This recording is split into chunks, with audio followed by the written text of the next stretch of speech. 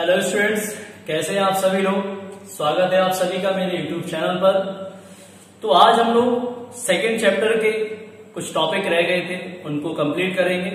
जो टॉपिक था हमारा गॉस की प्रमेय के अनुप्रयोग। दो अनुप्रयोग अभी भी बाकी रह गए थे और आज इन दोनों अनुप्रयोगों को हम इस वीडियो लेक्चर के माध्यम से कंप्लीट कर लेंगे।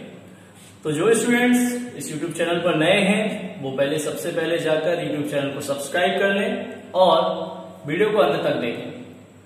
तो आज का जो सबसे पहला टॉपिक है या सबसे पहला अनुप्रयोग है जिसको हमको स्टडी करना है वो है एक समान रूप से आवेशित गोलीय कोश के कारण वैद्युत क्षेत्र की तीव्रता। जैसा कि डायग्राम में आपको दिख रहा होगा, यहां पर एक डायग्राम दिया गया है। एक गोलीय कोश है, ठीक है, जिसकी त्रिज्या कितनी है, कैपिटल आर। हमने मान लिया एक गोलीय कोश जिसकी त्रिज्या कितनी है, कैपिटल आर दी गई है और ये एक समान रूप से आवेशित है। इसके पूरे पृष्ठ पर एक समान रूप से आवेश क्या है, वितरित है। इस गोलीय कोश के कारण हमें एक बिंदु P पर क्या करनी है, वैद्युत क्षेत्र की तीव्रता ज्ञात करनी है। यहाँ पर एक बिंदु P स्थित है और इस बिंदु P पर हमें वैद्युत क्षेत्र की तीव्रता को क्या करना है, ज्ञात करना है। तो कैसे हम ज्ञात करेंगे, तो बिंदु P जो है, इस बिंदु P पर अगर हमें वैद्युत क्षेत्र की तीव्रता ज्ञात करनी है तो ये बिंदु P की कुल 3 स्थितियां संभव है। बिंदु P इस गोलीय कोश से बाहर भी स्थित हो सकता है, बिंदु P इस गोलीय कोश के भीतर भी स्थित हो सकता है और जो बिंदु P है वो इसकी सतह पर भी स्थित हो सकता है। तीनों स्थितियां संभव है। तो कैसे हम लोग फाइंड आउट करेंगे। सबसे पहली जो कंडीशन हम मानते हैं कि मान लीजिए यदि बिंदु P गोलीय कोश के बाहर स्थित है। पहली कंडीशन हम लेते हैं, यदि बिंदु P बाहर स्थित हो।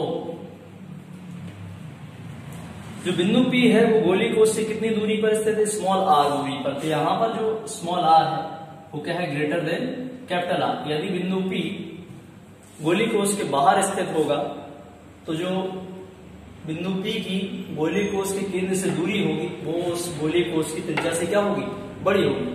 तो इस स्थिति में इस बिंदु P पर वैद्युत क्षेत्र की तीव्रता कितनी होगी वो हमें निकालना है।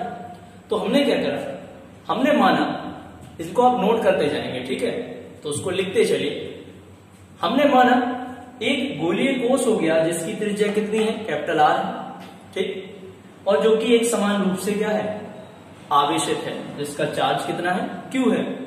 अब इस गोलीय कोश के कारण इस गोलीय कोश के केंद्र से R दूरी पर स्थित एक बिंदु P पर हमें क्या करनी है, वैद्युत क्षेत्र की तीव्रता क्या करनी है, ज्ञात करनी है। इस गोलीय कोश से बाहर स्थित एक बिंदु P पर वैद्युत क्षेत्र की तीव्रता हमको ज्ञात करनी है और बिंदु P गोलीय कोश के केंद्र से कितनी दूरी पर स्थित है, स्मॉल r दूरी पर, ठीक है।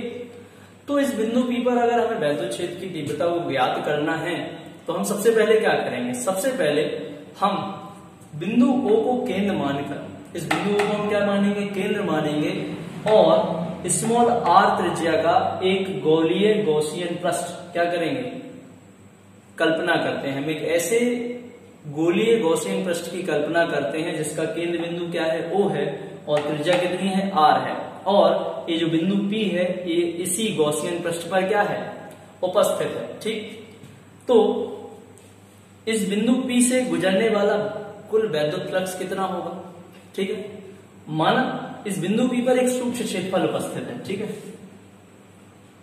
यहां पर हमने मान लिया इस बिंदु P पर एक सूक्ष्म क्षेत्रफल उपस्थित है, ds वेक्टर, ठीक। अब माना बिंदु P पर जो भी मैंने बोला पहले उसको नोट कर लीजिएगा, उसके बाद इसको लिखना है, ठीक है। माना बिंदु P पर ds वेक्टर सूक्ष्म क्षेत्रफल लेने पर, एक सूक्ष्म क्षेत्रफल हमने ds ले लिया। अब आप देखें कि ये गोलीय पृष्ठ है, इसकी त्रिज्या या इसके प्रत्येक बिंदु पर वैद्युत क्षेत्र की तीव्रता क्या होगी, समान, और उसकी दिशा क्या होगी, इसके लंबवत, ठीक है। तो जो वैद्युत क्षेत्र की तीव्रता होगी वो भी क्या होगी, इसी दिशा में होगी। तो सूक्ष्म क्षेत्रफल ds से होकर गुजरने वाला वैद्युत फ्लक्स कितना हो जाएगा, वैद्युत फ्लक्स, वैद्युत फ्लक्स आपका हो जाएगा phi D phi equal to vector E dot vector DS. इस सूक्ष्म क्षेत्रफल से जो कुल वैद्युत फ्लक्स होकर गुजरेगा वो कितना हो जाएगा, D phi equal to vector E dot vector DS. तो संपूर्ण गॉसियन, संपूर्ण गॉसीय पृष्ठ से, संपूर्ण गॉसीय पृष्ठ से होकर गुजरने वाला वैद्युत फ्लक्स कितना हो जाएगा, वैद्युत फ्लक्स। तो इस पूरे पृष्ठ से जो हमारा कुल वैद्युत फ्लक्स होकर गुजरेगा वो कितना हो जाएगा, फाई इक्वल टू संपूर्ण पृष्ठीय समाकलन vector E dot vector DS. ठीक है, यदि हम इस पूरे पृष्ठ का संपूर्ण समाकलन कर दें, संपूर्ण पृष्ठीय समाकलन कर दें, तो इस पूरे गोलीय कोश से होकर गुजरने वाले वैद्युत फ्लक्स की हम गणना कर सकते हैं। हम क्या मान लें, समीकरण। ठीक है, इसको हम आगे सॉल्व करते हैं। तो उसके लिए मुझे इसको मिटाना पड़ेगा।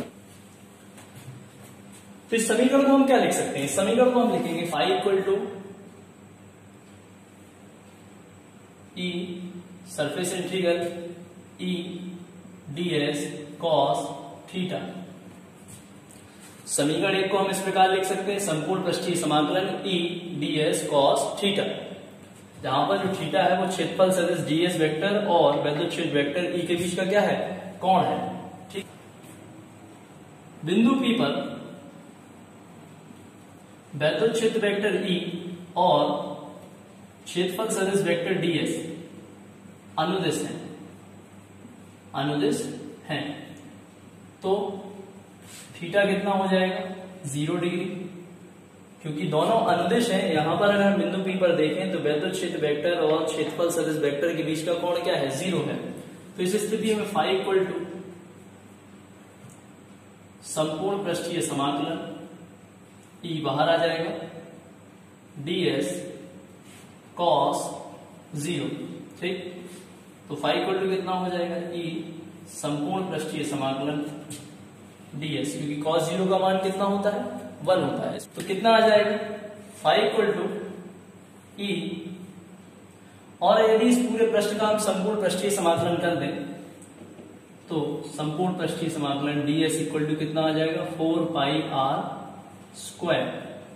रीजन क्या है, क्योंकि एक गोला है और गोले का अगर हम संपूर्ण पृष्ठीय समाकलन करते हैं तो कितना आ जाता है, 4 पाई स्क्वायर, क्योंकि गोले का पृष्ठीय क्षेत्रफल कितना होता है, 4 पाई r स्क्वायर। तो e into 4 pi r square, ये हमारा आ गया 5। ठीक, गॉस की प्रमेय से हमें पता है, गॉस की प्रमेय से इस पूरे गॉसियन पृष्ठ से होकर गुजरने वाला वैद्युत फ्लक्स फाई इक्वल टू कितना हो जाता है, Q अपॉन एप्सिलॉन नॉट। हमें पता है ये समीकरण हमारा 2 हो गया और ये हमारा समीकरण क्या हो गया, 3 हो गया। गॉस की थ्योरम कहती है किसी भी बंद पृष्ठ से होकर गुजरने वाला कुल वैद्युत फ्लक्स उस बंद पृष्ठ के भीतर उपस्थित कुल आवेश के 1/एप्सिलॉन नॉट गुना होता है। तो समीकरण 2 और 3 की हम क्या कर देंगे, तुलना कर देंगे। समीकरण 2 व 3 की तुलना करने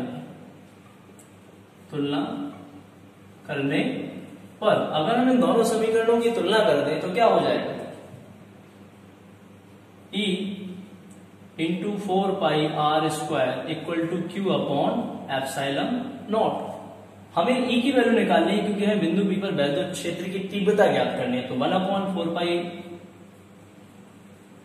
एप्सिलॉन नॉट, ये अपॉन पे चला जाएगा, Q अपॉन r स्क्वायर। तो यहां पर हमने एक फॉर्मूला ड्राइव कर लिया कि गोलीय कोश के कारण बिंदु P पर वैद्युत क्षेत्र की तीव्रता कितनी आ गई, E equal to 1 upon 4 pi epsilon naught Q upon r square. ठीक है, अब हम बिंदु P की दूसरी स्थिति की बात करते हैं। यदि मान लीजिए बिंदु P इस पृष्ठ पर उपस्थित होता तो फिर हमारा वैद्युत क्षेत्र की तीव्रता का मान कितना आता, तो उसको हम निकालेंगे।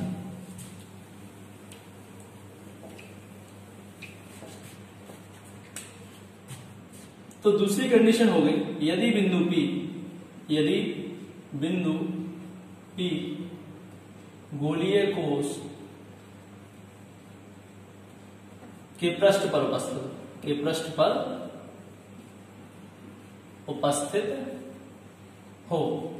इस स्थिति में क्या होगा, अगर ऐसी स्थिति होती है तो जो R होगा वो किसके बराबर हो जाएगा, कैपिटल R के, क्योंकि यदि ये बिंदु P इस गोली को उसके पृष्ठ पर उपस्थित होगा, यहां पर कहीं उपस्थित है मान लीजिए, ठीक है, तो इस स्थिति में क्या होगा, R और कैपिटल R क्या होंगे, बराबर होंगे।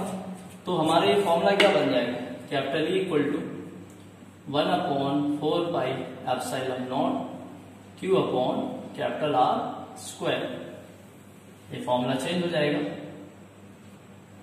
तो यदि कोई बिंदु गोलीय कोश के पृष्ठ पर उपस्थित होता है तो एक समान रूप से आवेशित गोलीय कोश के कारण गोलीय कोश के पृष्ठ पर जो विद्युत क्षेत्र की तीव्रता होती है वो कितनी होती है, 1/4 pi epsilon naught Q upon R square. जहां पर ये जो कैपिटल R है वो क्या है, गोलीय कोश की त्रिज्या है, ठीक है। अब हम बात करते हैं इसमें जो तीसरी स्थिति है, यदि बिंदु P गोलीय कोश के क्या हो, भीतर उपस्थित हो। तो आप देखें, यदि बिंदु P, तीसरी कंडीशन है, यदि बिंदु P गोलीय कोश के भीतर उपस्थित हो, गोलीय कोश के अंदर स्थित हो, तो R is less than capital R। ये कंडीशन बन जाएगी। यदि बिंदु P गोलीय कोश के अंदर स्थित है तो इस स्थिति में हम क्या करेंगे, एक ऐसे गॉसियन पृष्ठ की कल्पना करते हैं जिसकी त्रिज्या कितनी, स्मॉल r, और ये गॉसियन पृष्ठ इस बिंदु P से होकर गुजर रहा है। यानी मतलब ये कि जो बिंदु P है वो इस गॉसियन पृष्ठ पर क्या है, उपस्थित है। तो यहां पर आप देखिए, इस गॉसियन पृष्ठ से घिरा हुआ कुल आवेश कितना है, 0 है, सिग्मा Q इक्वल टू 0। ये जो आपका गॉसियन पृष्ठ दिख रहा है, इससे घिरा हुआ कुल आवेश क्या दिख रहा है, 0 है, क्योंकि पूरा का पूरा आवेश कोश के बाहरी पृष्ठ पर क्या है, वितरित है, और इस गॉसियन पृष्ठ से कोई भी आवेश घिरा हुआ नहीं है। तो गॉस की प्रमेय से किसी बंद पृष्ठ से होकर गुजरने वाला कुल विद्युत फ्लक्स क्या होता है, उस बंद पृष्ठ से घिरे हुए कुल आवेश के 1/ε0 गुना होता है। तो गॉस की प्रमेय से इस गॉसियन पृष्ठ से होकर गुजरने वाला कुल विद्युत फ्लक्स कितना हो जाएगा, phi equal to Q upon ε0, ठीक है। और यहां पर निकला है Q नेट, यानी कुल विद्युत आवेश कितना है। तो इस पृष्ठ से घिरा हुआ कुल आवेश हमें पता चल चुका है कितना है, 0। तो कुल विद्युत फ्लक्स कितना आएगा, 0 आएगा। यदि विद्युत फ्लक्स 0 है तो पृष्ठ के भीतर विद्युत क्षेत्र की तीव्रता भी क्या होगी, 0 होगी, ठीक है, क्योंकि इस पृष्ठ से घिरे हुए कुल आवेश का जो मान है वो कितना है, 0 है। इसीलिए कभी भी एक समान रूप से जो गोलीय कोश आवेशित होता है उसके भीतर विद्युत क्षेत्र की तीव्रता सदैव क्या होती है, 0 होती है। उसका कारण क्योंकि पृष्ठ के भीतर या गोलीय कोश के भीतर कोई आवेश उपस्थित नहीं होता है, और इसी वजह से उसके भीतर विद्युत क्षेत्र की तीव्रता भी क्या होती है, 0 होती है, ठीक है। इसके बाद अब हम अपने अगले अनुप्रयोग पर बात करेंगे, और जो हमारा लास्ट अनुप्रयोग भी है। तो अगली हेडिंग डाल लीजिए, जो हमारा अगला अनुप्रयोग है। तो हेडिंग डालिए सबसे पहले, एक समान रूप से आवेशित गोलीय अचालक के कारण विद्युत क्षेत्र की तीव्रता।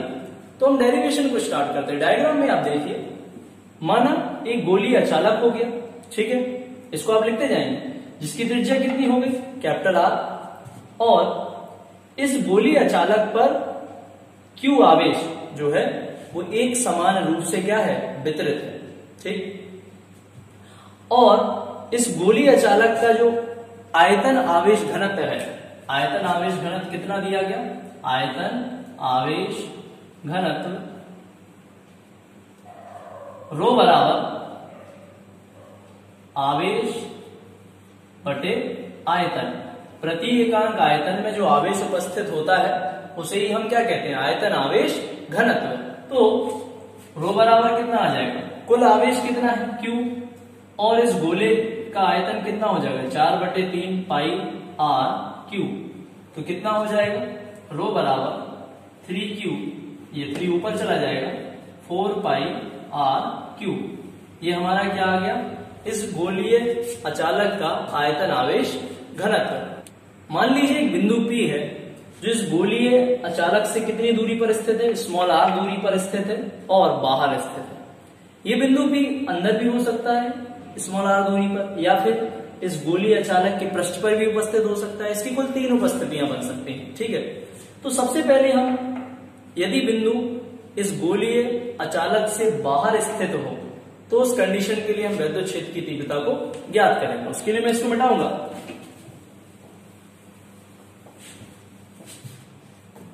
सबसे पहली कंडीशन हो गई, यदि बिंदु P बाहर स्थित हो, ठीक है, मतलब small r is greater than capital R, ये कंडीशन है। यदि बिंदु P बाहर स्थित होगा तो कुल वैद्युत क्षेत्र की तीव्रता कितनी होगी इस बिंदु पर, उसको हमें ज्ञात करना है। तो सबसे पहले हम क्या लिखेंगे, मान लिया हमने क्या माना, हमने एक ऐसे गॉसियन पृष्ठ की कल्पना की जिसका केंद्र बिंदु क्या है O और जिसकी त्रिज्या क्या है स्मॉल r। उसको हमने इस प्रकार खींचा कि ये जो बिंदु P है वो उस गॉसियन पृष्ठ के क्या है, पृष्ठ पर उपस्थित है, ठीक।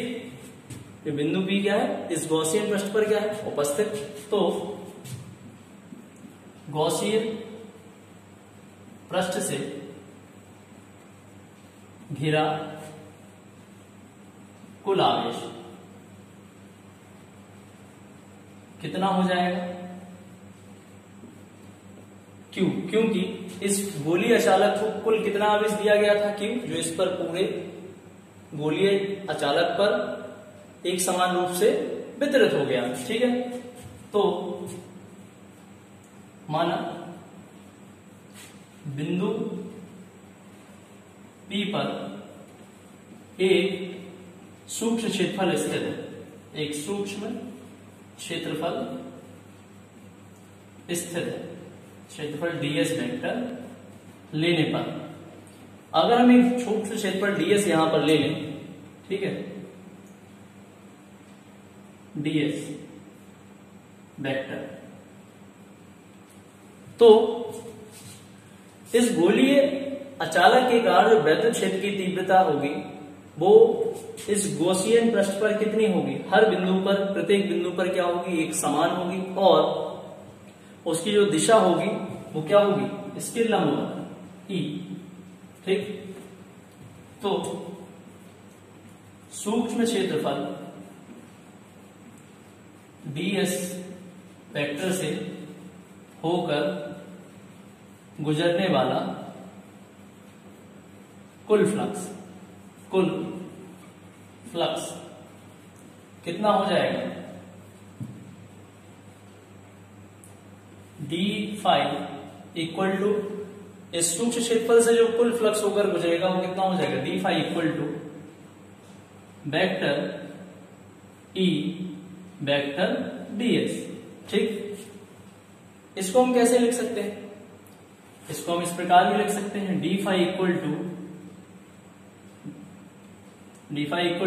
E dot ds cos theta, जहां पर ये जो थीटा है ये वेक्टर वैद्युत क्षेत्र वेक्टर E और क्षेत्रफल सदिश वेक्टर ds के बीच का क्या है, कोण है। और अगर आप इस बिंदु P पर देखें तो दोनों ही यानी वैद्युत क्षेत्र वेक्टर और ds वेक्टर क्या है, अनुदिश है। इसको मैं मिटाऊंगा जरा। तो समीकरण क्या था हमारा, d phi equal to E dot ds cos theta, जहां थीटा वैद्युत क्षेत्र वेक्टर और क्षेत्रफल वेक्टर ds के बीच का कोण है, ठीक है। और जो कि कितना है, थीटा इक्वल टू 0 है, क्योंकि अगर आप इस बिंदु P पर देखें तो क्षेत्रफल सदिश वेक्टर और वैद्युत क्षेत्र वेक्टर कैसे हैं, अनुदिश हैं, ठीक। तो d फाई इक्वल टू कितना हो जाएगा, E डॉट ds। तो संपूर्ण गॉसियन पृष्ठ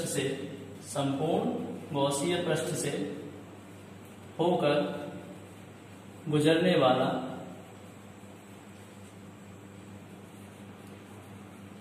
वैद्युत फ्लक्स कितना हो जाएगा? संपूर्ण वैद्युत फ्लक्स फाई बराबर हो जाएगा संपूर्ण पृष्ठीय समाकलन डी फाई। ठीक, तो फाई इक्वल टू संपूर्ण पृष्ठीय समाकलन डी फाई के हम वैल्यू पुट कर देंगे, क्या है? E dot DS. ठीक, इसको आगे हम क्या लिखेंगे? ई संपूर्ण पृष्ठीय समाकलन डीएस।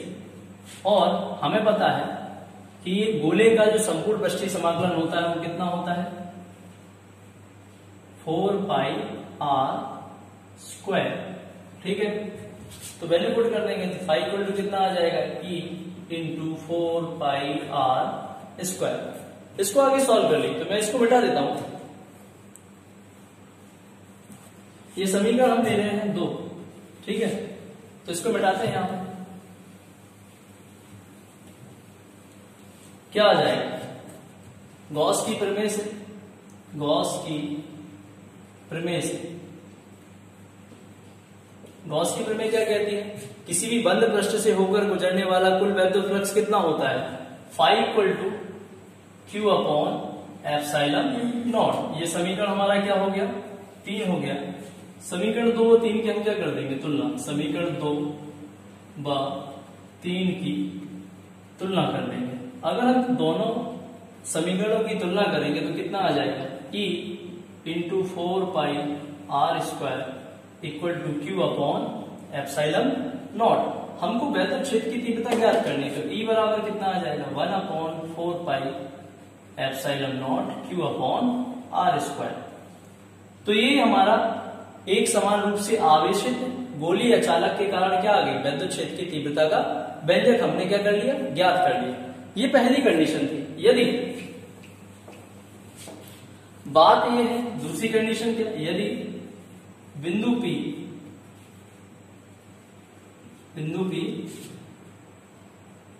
पृष्ठ पर स्थित हो, पृष्ठ पर स्थित हो। यदि बिंदु P यहां पर गोलीय अचालक के क्या पृष्ठ पर स्थित हो, तो इस स्थिति में कैपिटल आर इक्वल टू क्या हो जाता है? Small R. ठीक, तो वैद्युत क्षेत्र की तीव्रता कितनी हो जाएगी? ई बराबर 1 upon 4 pi epsilon naught Q upon capital are square. ठीक है, यदि ये बिंदु P इस पृष्ठ पर ही उपस्थित होगा तो इस गोलीय अचालक के कारण जो वैद्युत क्षेत्र की तीव्रता होगी बिंदु P पर, वो कितनी हो जाएगी? 1 upon 4 pi epsilon naught Q upon R square. इसके बाद आती है हमारी तीसरी स्थिति। यदि बिंदु P इस गोलीय अचालक के क्या हो? भीतर स्थित हो, तो वैद्युत क्षेत्र की तीव्रता कितनी होगी? तो उसको भी हम कैलकुलेट करेंगे। तो लास्ट कंडीशन है हमारी, यदि बिंदु P गोलीय अचालक के क्या हो? भीतर स्थित हो। जैसा कि डायग्राम में आपको दिख रहा है, बिंदु P अगर इस गोलीय अचालक के भीतर स्थित होगा तो इस स्थिति में वैद्युत क्षेत्र की तीव्रता कितनी होगी वो हम ज्ञात करते हैं। तो तीसरी कंडीशन हमारी क्या होगी? यदि बिंदु P भीतर स्थित हो, यदि बिंदु P इस गोलीय अचालक के अंदर स्थित है या भीतर स्थित है, तो इस स्थिति में small r is less than capital R। ये हो जाएगा। तो अब हम ये देखेंगे कि इस बिंदु P पर अगर हमें वैद्युत क्षेत्र की तीव्रता ज्ञात करनी है तो हम क्या करेंगे? सबसे पहले हम एक गॉसियन पृष्ठ की कल्पना करते हैं। हम बिंदु O को केंद्र मानकर एक स्मॉल r त्रिज्या का गॉसियन पृष्ठ क्या करते हैं? इस प्रकार खींचते हैं या इस प्रकार के गॉसियन पृष्ठ की कल्पना करते हैं जो इस बिंदु P से होकर क्या है? गुजरता है, और बिंदु P इसी पृष्ठ पर क्या है? उपस्थित है। तो गॉसियन पृष्ठ से घिरा कुल आवेश कितना मान लिया हमने? Summation of Q equal to, इसको हमें निकालना है कितना आवेश घेरा हुआ है इस पृष्ठ से। आपको ये पता है कि जो गोलीय अचालक है इसका कुल आवेश कितना है? Q, और ये इस पूरे गोलीय अचालक पर एक समान रूप से क्या है? वितरित है। लेकिन पृष्ठ का आयतन आवेश घनत्व कितना दिया गया है, रो, ठीक। और रो बराबर है, पता है कितना था, 3Q/4πr3, ठीक है। तो गॉसियन पृष्ठ से घिरे भाग का आयतन कितना है। ये जो गॉसीय पृष्ठ हमने जिस गॉसीय पृष्ठ की कल्पना की है, तो इस गॉसीय पृष्ठ से कितना आयतन घिरा हुआ है, तो हम इस आयतन को ज्ञात करेंगे। त्रिज्या कितनी है इस गोले की, इस गॉसियन गोले की त्रिज्या कितनी मानी हमने, r, तो आयतन कितना हो जाएगा 4/3 पाई स्मॉल r क्यूब, ठीक है। इसलिए गॉसीय पृष्ठ द्वारा घिरा कुल आवेश कितना हो जाएगा, summation of Q equal to आयतन आवेश घनत्व गुणे आयतन। और कौन सा आयतन, जो इस गॉसियन पृष्ठ द्वारा घेरा होगा, ठीक है। तो summation of Q equal to क्या हो जाएगा, आयतन आवेश घनत्व कितना है, सिग्मा, इंटू आयतन कितना है इस गॉसियन पृष्ठ से घिरा हुआ, 4/3 पाई स्मॉल r क्यूब। और ये जो रो है या आयतन आवेश घनत्व कितना दिया गया, 3Q/4π कैपिटल R, यहां कैपिटल R क्यू था, इसको थोड़ा सा चेक कर लीजिए। तो capital R Q into 4/3 pi small r Q, ठीक है। 4 पाई कैंसिल, 3 से ये 3 कैंसिल, कितना बचा, Q/r³ R क्यूब। तो ये जो गॉसियन पृष्ठ है, इस गॉसियन पृष्ठ से घिरा हुआ कुल आवेश कितना निकाल दिया हम लोग, summation of Q equal to small r³ capital R cube. अब हम आगे बढ़ते हैं, तो इसको मैं यहां मिटा रहा हूं। गॉस की प्रमेय से गॉस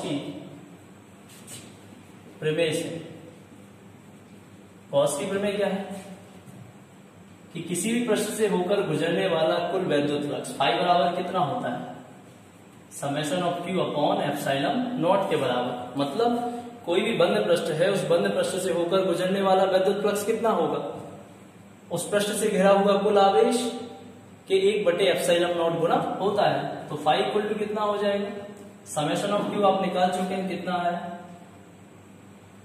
Q/R³ इंटू ε0। ये समीकरण हम क्या मान लिए, 1 मान लिए, ठीक। अब आगे बढ़ते हैं इस डेरिवेशन में। तो हमने क्या माना, इस गॉसियन पृष्ठ पर जो बिंदु P है, उस बिंदु P पर एक सूक्ष्म क्षेत्रफल क्या है, ds वेक्टर उपस्थित है, ठीक। और जिस बिंदु पर वैद्युत क्षेत्र की दिशा क्या है, लंबवत है। तो इस बिंदु के सूक्ष्म क्षेत्रफल से होकर गुजरने वाला वैद्युत फ्लक्स क्या हो जाएगा, तो फ्लक्स की परिभाषा से सूक्ष्म क्षेत्रफल ds वेक्टर से गुजरने वाला वैद्युत फ्लक्स कितना हो जाएगा, d phi equal to vector E dot vector ds, ठीक।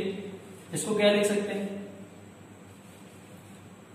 d phi equal to E dot ds cos theta. जहां पर ये थीटा क्या है, थीटा बिंदु P पर वैद्युत क्षेत्र वेक्टर E और क्षेत्रफल सदिश वेक्टर ds के बीच का क्या है, कोण है। और अगर आप डायग्राम में देखें तो दोनों क्या है, एक दूसरे के अनुदिश है, मतलब ये थीटा कितना है यहाँ पर 0 है, ठीक। तो d फाई इक्वल टू कितना आ जाएगा, E डॉट ds, डायग्राम में दिख रहा है। तो संपूर्ण पृष्ठ से गुजरने वाला वैद्युत फ्लक्स, गुजरने वाला वैद्युत फ्लक्स कितना हो जाएगा, वैद्युत फ्लक्स हो जाएगा हमारा फाई इक्वल टू संपूर्ण पृष्ठीय समाकलन डी फाई। ठीक, अगर हम इस पूरे पृष्ठ का संपूर्ण पृष्ठीय समाकलन निकाल दें तो इस पूरे पृष्ठ से कितना वैद्युत फ्लक्स होकर गुजरेगा वो हम कैलकुलेट कर सकते हैं। तो phi equal to value put कर देंगे, संपूर्ण पृष्ठीय समाकलन डी फाई की वैल्यू कितनी है, ई डॉट डी एस। तो फाई इक्वल टू ई बाहर आ जाएगा, संपूर्ण पृष्ठीय समाकलन डी एस। और हमें यह पता है कि किसी गोले का संपूर्ण पृष्ठीय समाकलन कितना होता है, दिया गया है तो किसी भी गोले का संपूर्ण पृष्ठीय समाकलन होता है 4 पाई आर स्क्वायर। तो वैल्यू पुट कर देंगे, तो फाई इक्वल टू आ जाएगा E dot 4 pi R square. ये हमारा क्या हो गया, समीकरण 2 हो गया। अब इन दोनों समीकरणों की हमें तुलना करानी है, समीकरण 1 और 2 की क्या करानी है, तुलना। समीकरण 1 व 2 की तुलना करने पर तुलना कराएंगे तो E into 4 pi R square equal to कितना बचेगा, Q small R Q upon capital R Q epsilon naught. यहां से E की वैल्यू कितनी आ जाएगी, 1 अपॉन 4 पाई एप्सिलॉन नॉट। हमें E की वैल्यू फाइंड आउट करनी, ये आर स्क्वायर से आर क्यू कैंसिल, क्या बचा, Q into R upon R Q. ये आ गया। यदि कोई बिंदु P किसी गोलीय अचालक के क्या हो, भीतर स्थित हो, तो उस बिंदु P पर वैद्युत क्षेत्र की तीव्रता कितनी आ जाएगी, 1 upon 4 pi epsilon naught Q into R upon capital R Q. इस तरीके से जो आपके गॉस की प्रमेय के जितने भी अनुप्रयोग थे वो सारे यहाँ पर क्या हो जाते हैं, कंप्लीट हो जाते हैं। अब अगले वीडियो लेक्चर में हम लोग नेक्स्ट चैप्टर को स्टार्ट करेंगे। ठीक है, तो वीडियो को लास्ट तक देखने के लिए सभी को धन्यवाद। मिलते हैं नेक्स्ट वीडियो लेक्चर में।